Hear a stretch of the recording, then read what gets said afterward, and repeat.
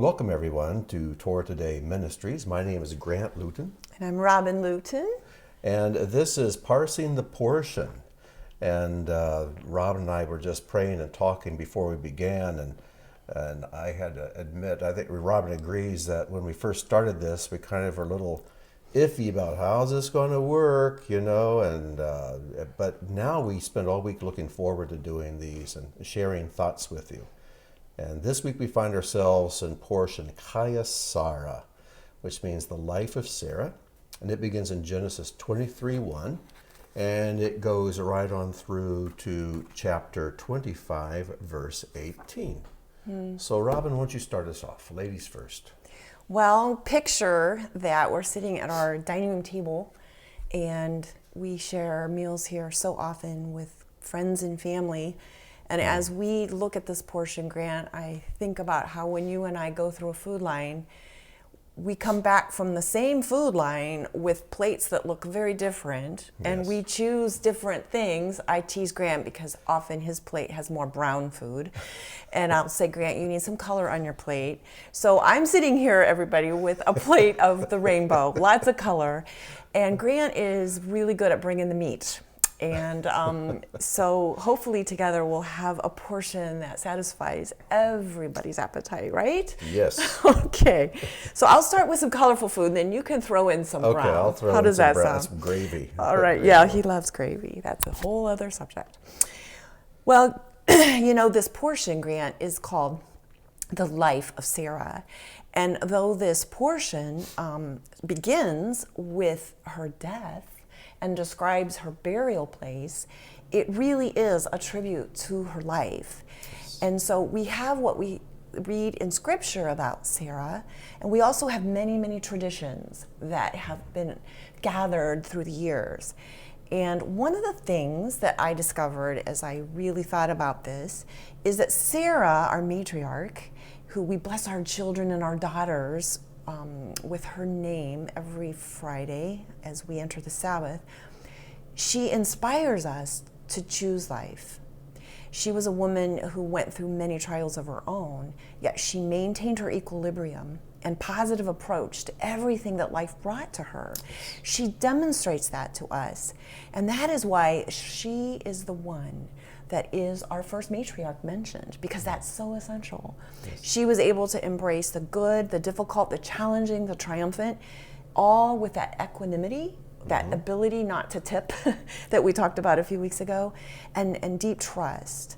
I was interested when I noticed that in Genesis 25:7, when the Torah describes the years that Abraham lived, it says, "These are the years of Abraham, that he lived." So many of us can go through our years but not live. So I want to think just for a few moments together with how we can go through the years but choose life and really live. Grant, your mom always said to me, Robin, you need to be where you are. That's right. Be where you are. Fill up the moment with everything that God provides for you and live life. And that is a challenge. That's a real challenge. So many endure their years. They don't live their years. I've had many weeks that go by that I'm slogging or regretting or dreading or even resenting, and I'm not living. And so those moments, those minutes are completely lost, aren't they? That's right. Killing time, passing time, just enduring time. Yes. Yes. And that's what That's what the enemy pulls us toward. That's his lie. But Abraham and Sarah, they absolutely chose life. It's so easy to consider the parts of our life that are particularly difficult or even disappointing as interruptions. That's right. And in our own understanding, sometimes we think, okay, well, I'm going to endure this and then I'll get back to my real life. We even say that sometimes, and then we correct each other. I'll say, Grant, I'm looking forward to just getting back to our real life. And we have to remind each other, hold on. Yes. This is our real life. I sense a C.S. Lewis quote coming. I love the quote that we find. C.S. Lewis says, "The great thing, if one can, is to stop regarding all the unpleasant things as interruptions of one's own or real life. The truth is, of course, that what one calls the interruptions are precisely one's real life. The life God is sending one day by day. What one calls one's real life is a phantom of one's imagination, our own imagination. We kind of create what we want to think as our own life. You know, some of the tests that Sarah endured that she could have considered interruptions or detours and not her own real life, she went through barrenness.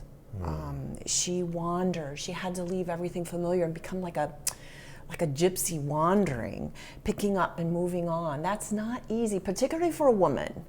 I mean, men are better at that, but that had to be a real test for her. Yeah, a woman has that nesting instinct. We do. We want to put down roots and stay put.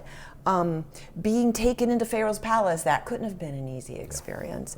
She had a husband that went to war with kings. So she did have difficult struggle in life, yet she had a wonderful life. Yes. Because she possessed that ability to maintain her equilibrium. That's right. Yeah, and you know, there's one place where we see Sarah with a little lack of faith. It happens. It happens, but later on she was bold enough to correct that, even though it was painful. Yes. You know, it was her idea for Abraham to take Hagar as a wife and have a child through her. It was hard for her to wait. It was hard for her to wait. That's she one of thought, the hardest trials. It's like God made a promise, so let's help him out to fulfill that. And God doesn't need our help to fulfill a promise. Boy, I never struggle with that, do I, Grant? Oh, never. But I hear other women do, so that's why we're sharing Goodness, this. we're laughing because I always say that women were given an extra burden of the need to wait. We are, we wait to even conceive, and we wait to give birth, and we wait for their child to, achieve the next stage. But one of the things that God has really been working in our life, specifically, is waiting and not rushing in to fix things that we want to fix. And to try to answer our prayers for ourselves. God's capable of answering them in his time and in the perfect way. It kind of became a mess when Sarah did that. Yes. And you know, the prophet tells us that they who wait upon the Lord shall mount up on wings as eagles. If you want to go high, then waiting is the way to do that. It's like being at the airport. You just have to wait and wait. But if we wait upon the Lord, then you mount up on wings as eagles. And there's rest. There's rest. There's rest. That's the only way we achieve rest. Yeah. Now, if you don't want to wait and mount up on wings, you can go ahead and run. You'll get tired. We won't get weary, but it's going to take effort. Or you can walk, and God promises you won't faint. But if you wait, there's no weariness, no fainting, and just you mount up on wings. And that's much better than running and walking. You know, you talked about Sarah's being tested, and Abraham was tested, and according to the scriptures, he was tested. If you count them up, there were 10 tests. In fact, Pirkei Avot says our forefather Abraham was tested with 10 trials, and he withstood all of them. I love the way it's worded, he withstood them. Some things he withstood better than others. Some things you think, well, he didn't make a wise decision there. But he went through the trial. And it doesn't mean that he didn't wobble. No, that's but he the withstood nature it. of a test, to make us stronger. He endured it and went on to the next test. He withstood all of them to show the degree of our forefather Abraham's love for God. And we see Israel tested with 10 trials. We're going to see in a moment how Rebecca was tested with 10 trials. And I just discovered last night, reading something completely unrelated to this, and I looked it up in Genesis chapter 1. The 10th word of the Bible is the word tohu, which is the word for chaos. Isn't that interesting? And that seems to be the way God always tests us. And it's ordained. We think things are going to work out okay, then suddenly tohu, it's chaos. And we find, oh, this is a test. Yeah. This is a trial. Yeah. Am I going to stand? But what does God do? How does he change the tohu and vohu into order? He speaks, and there's light, and things start coming into order. So we need to wait for him to speak, and he can turn the tohu into perfect order And so tests come in sets of 10, don't they? Yeah. So should we talk about the test of Rebecca? No, we want to talk about the field a little bit, don't we? Well, Machpelah? I kept wondering why the tree was named that Abraham oaks, would yes. rest near. Yeah. And I thought there has to be a reason. You know, I love the whole subject of trees, so we discovered something really cool about that. Yeah, I woke up about 4 o'clock this morning, couldn't sleep, so I got up and was in the mood to read, and so I thought, I'm going to look into the oaks of Mamre is how most translations put them, though they were not oak trees. Better translations will say terebinth, and that is the kind of tree it is. But the terebinth tree scientifically is called Pistachia terebintha. And you might recognize the word pistachio because that's where we get pistachios. It's a pistachio tree. And you know, over in Genesis 43:11, later Jacob will tell his sons, here, take some honey and balsam and almonds and pistachios. Take them to Egypt with you to give to this mean leader, Yeah. who turns out is Joseph. So they were like a gourmet gift. Yes. But here's the interesting thing about pistachios. Pistachios are not a nut. They're not a nut at all, even though we put them in mixed nuts. The pistachio tree is like the peach or the cherry or the apricot tree. And in those trees, you eat the flesh of the fruit and throw away the pit. Pistachio is the one that's exact opposite. You throw away the flesh of the fruit, and the pit then dries and cracks open. And that's the pistachio in there. It's like the heart of the nut or the seed. Yes, and last week we were talking about doing away with the flesh. Yeah. And so where does Abraham make his home? Where does he put his tent? In the terebinths of Mamre. And Mamre comes with the word to see. And it's in the area of Machpelah, which means to double. And so at Sarah's death, we find the word Machpelah appearing, and it means to double, kafal, to double something. Because the flesh had been discarded. Yes. And this word, I wish people listening could see it written out, but Machpelah, it can mean to double the hay. The word ends in the letter hay, which is God's breath. And so it's like a double hay, double breath. And so Abraham's just lost the love of his life. And he bewailed her there. He bought the cave and buried her. But God came along, and it's like he gave him a double breath. And this pistachio, by the way, the Hebrew word for pistachio, is the word, it comes from the word beten, which is a womb.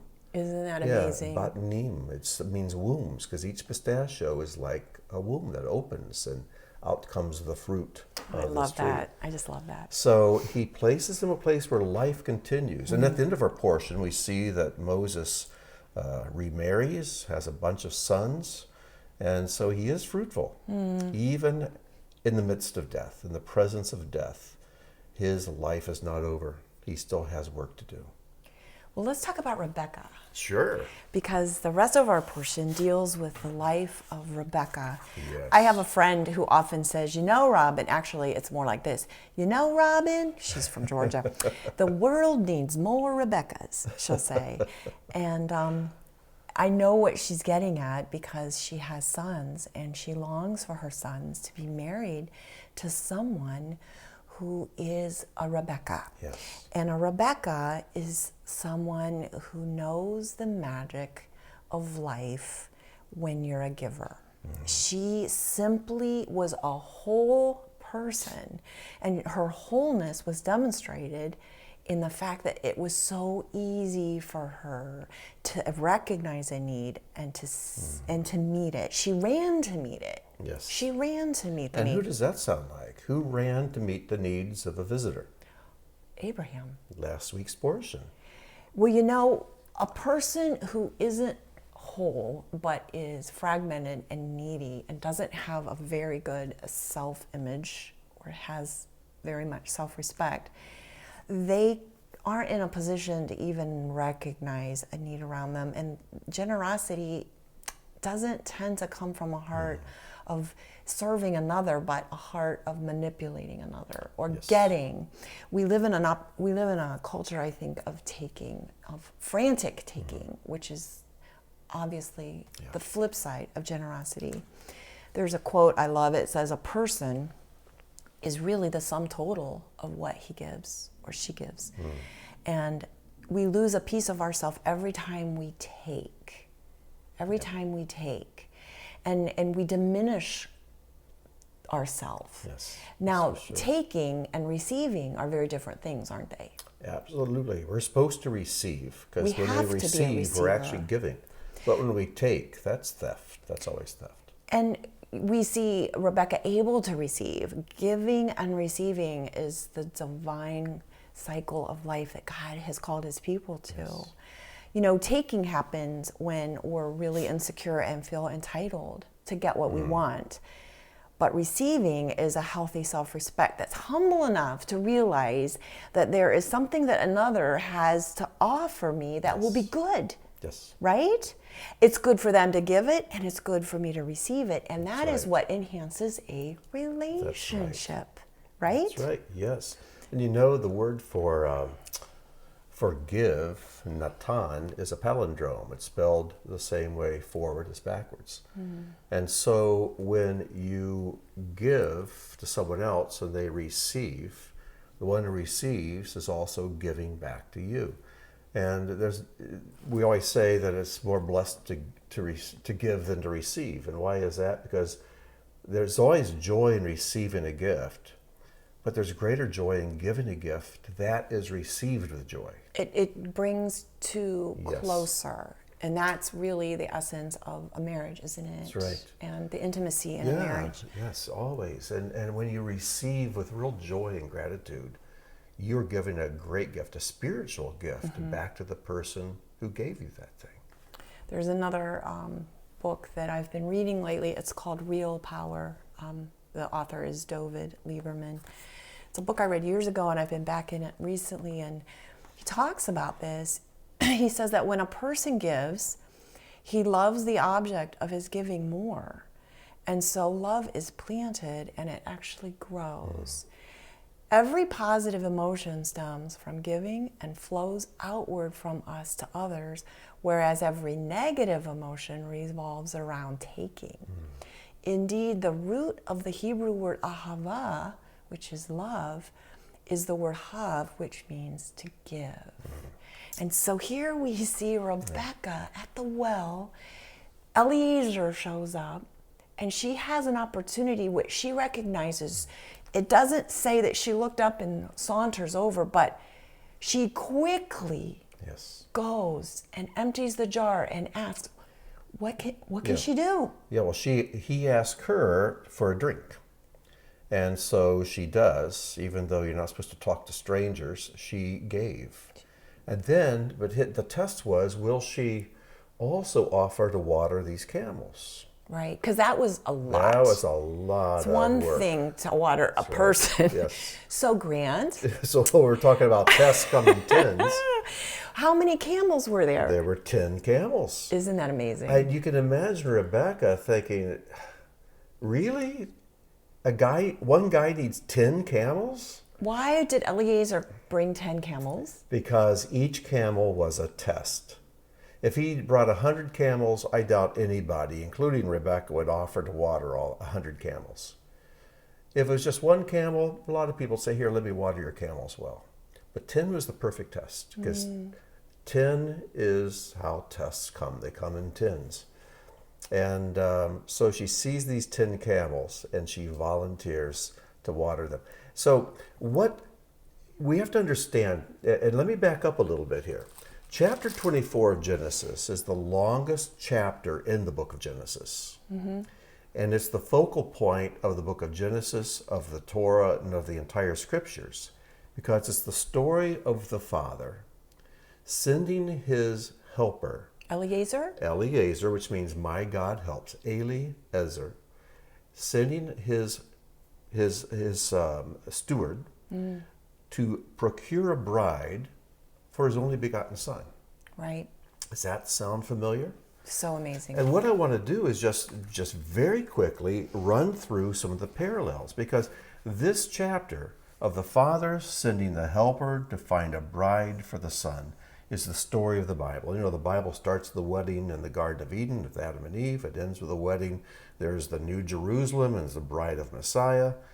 Yeshua performs his first miracle at a wedding. And here we find the longest chapter in Genesis, this procuring of a bride. So here's some things. Verses 1 and 2 tell us that Eliezer controlled the household, just as God's Spirit is in charge of administering the house. He was sent by the Father. Verse 4, he sought a bride for the Son. Verse 8, the bride had to come willingly. He couldn't just grab her, throw over a camel, and ride off. She had a choice to make. It says in verse 10 that Eliezer was in charge of all the good of the master. And then Eliezer was sent back to Nachor, which is in Hebrew is Aram Nachorim, the elevated place of Nachor. Nachor means the slayer or piercer. And where has God sent his Spirit? To find a bride? To this planet where his own son was pierced and slain. Yeah. We see Eliezer does not follow human logic, neither does God's Spirit, because in verse 14 he figures, oh, this is how I'm going to find a bride. I've never heard of that happening. I'll ask some gal who comes down here for a drink of water. If she offers to water the 10 camels, that's the one. Yeah. Who looks for a bride that way? Would you have come and watered my 10 camels, Robin? Absolutely. Okay, Absolutely. I figured. So it would have worked with us then. He looks for one with the heart of Abraham. And as we mentioned, when Abraham received guests in last week's Torah portion, he ran to meet their needs. So here now, Rebekah has a stranger who's come into her town. She runs to meet his needs voluntarily. In verse 22, it says Eliezer gave gifts. She was adorned. And we're getting into that. He gave gifts, and the Holy Spirit gives gifts. And Eliezer wasn't looking for the richest girl in town, wasn't looking for the prettiest, though she was a beautiful woman. He was not a respecter of persons. He wanted to look at the heart. And he would not go to her home until he was invited. Mm-hmm. He said that everything belongs to the Son, verse 36. And then he testifies not about himself, but of the Father and of the Son. Verses 33 to 49, he talks about them. And then verses 53 to 54, he gives gifts, he gives garments, and fruits. Wow. What does the Holy Spirit give? And then just a few more. He does not accept delay. He wants to get back home. He's not going to delay in his mission. Verse 56.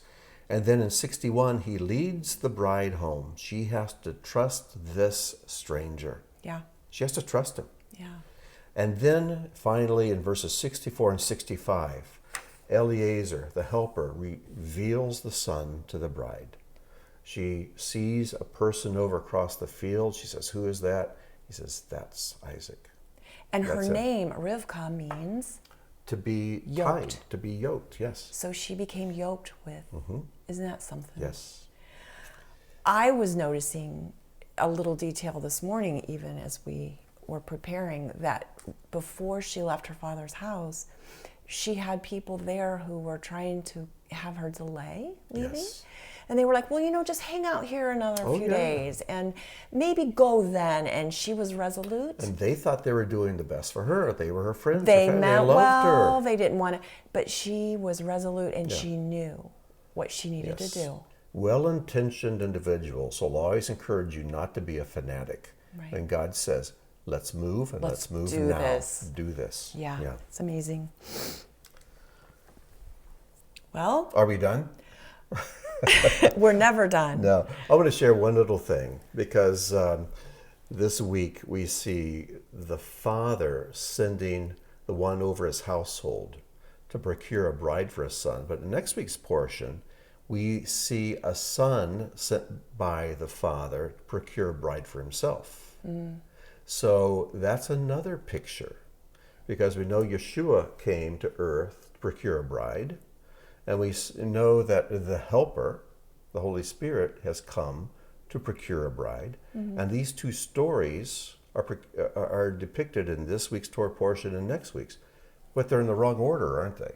So next week we'll talk about that a little bit. Cool. So when you're reading ahead, be thinking about this, and we'll address this. So neat. Well, there's so much more we could talk about.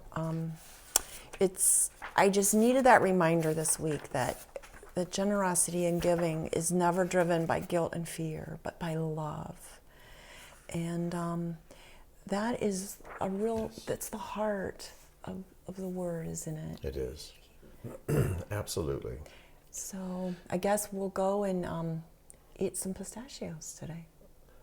Am I allowed? Sure. They are green. I eat those green things. Yeah, there's a little green for your plate to go with your brown. Well, there is one last thing. I'm looking at the clock here. Okay. We actually we're only over by 50 seconds. So. Oh, well then let's not waste. But in chapter 25, we see that Abraham takes another wife, and he has a number of other children, and it's there in the early verses of 25. But there's a fascinating verse 6, that answers a lot of questions people have. Because I often hear people talk about... So we're dipping into next week's portion a little bit. No, this is actually part of this week's. It goes through 25, verse 8. Oh, that's right. That's right. Okay. And so people, especially Jewish people who don't know God and have left Judaism, they are very much attracted to Buddhism. Right. And you find a lot of people in the West being attracted to Eastern mysticism and Eastern religions. Because there are things that they discover taught there that are so profound and ring true. Yeah. And you'll find many, many Torah principles in the teachings of the Far East. And because it's exotic and because it doesn't seem so legalistic, people are attracted to it. Well, the reason this happens is because of verse 6. So before Abraham dies, it says, but to the concubine children who were Abraham's, Abraham gave gifts. Then he sent them away from Isaac his son, while he was still alive, eastward to the land of the east. Now, Abraham was a soul winner. He's one who built souls. He's one who taught principles of God. Even before he came to Canaan, he says, and the souls he made in Haran, he brought those with him. So he's always sharing God's truths. But these other recipients of his teachings, he did not want to inherit the full inheritance of Isaac. So he sent them to the land of the east. And that is why even in Eastern mysticism, you'll find a lot of truths that parallel or are exactly the same as some of the truths of Torah. But those nuggets are kind of buried in things that can be misleading. Yes. The thing is, though, is that they didn't get the mother lode. That was given to Isaac. That's the pure. If we want all of truth, if we want all that God has for us, we have to follow Isaac's line. Right. Who's the father of Jacob, who's the father of the 12 tribes, including Judah. And through Judah comes David, through Judah comes Solomon and Yeshua. We have to follow Isaac because he's the one who was given it all. It's his line. So you can find bits and pieces buried in Far Eastern religion. That's why I don't freak out when I read a quote by a mystic that isn't strictly Torah observant, and I know that there's some wisdom there. But some people try to say, well, see, the Torah was just taken from these Eastern religions. No, it's the they got opposite. the crumbs from the Torah. Got it. Boy, does that bring clarity. Yes. That was a good dessert. All right. Well, that's a good way to end then? Yes. Okay. I've made myself hungry with all this talk. So until next week, and we'll see you in Torah portion Toldot, and the story of Jacob begins. So Jacob and Esau. So until then, we wish you shalom, and may God bless. Till next time.